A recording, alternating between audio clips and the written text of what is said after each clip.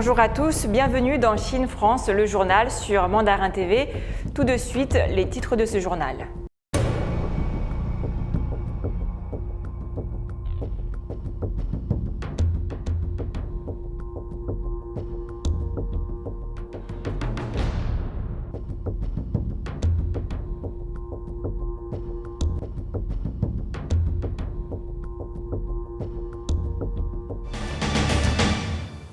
Le représentant spécial du président chinois, le vice-président Wang Qishan, a assisté aux funérailles de la reine Elisabeth II à l'invitation du gouvernement britannique. Dimanche après-midi, il lui a rendu hommage dans la chapelle ardente dressée dans le grand hall du palais de Westminster.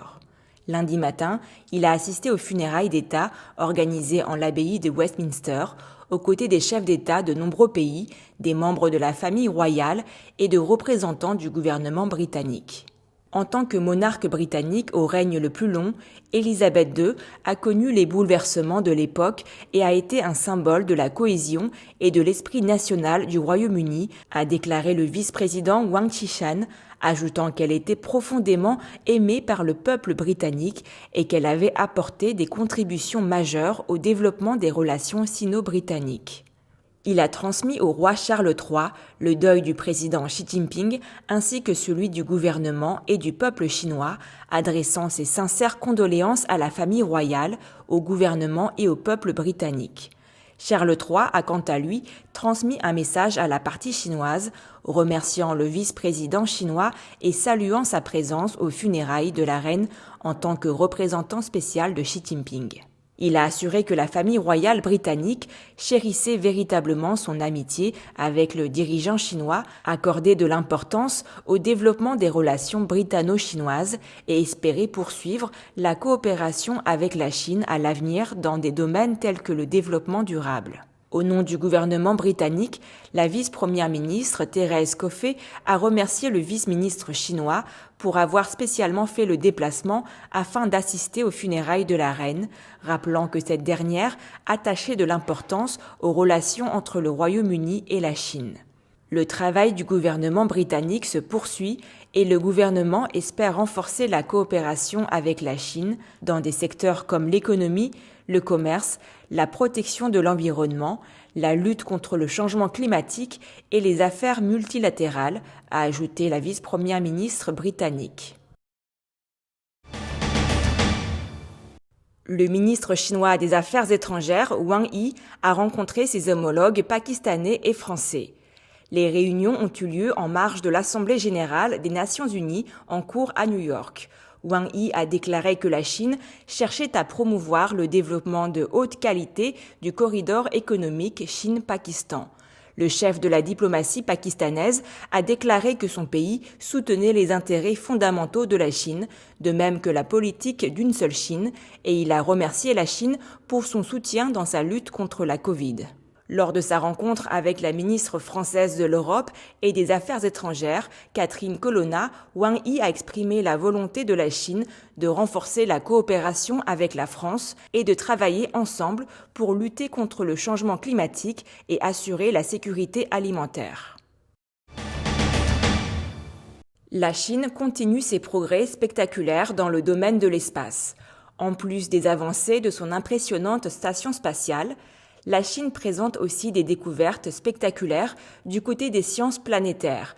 La China National Space Administration vient d'annoncer la découverte d'un tout nouveau matériau sur la Lune.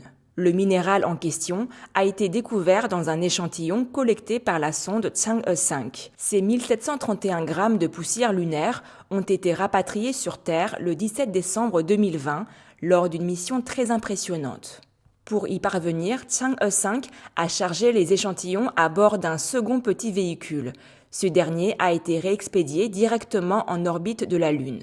Il a ensuite été récupéré par un orbiteur spécialisé qui a transféré son contenu dans une capsule avant de reprendre le chemin de la Terre.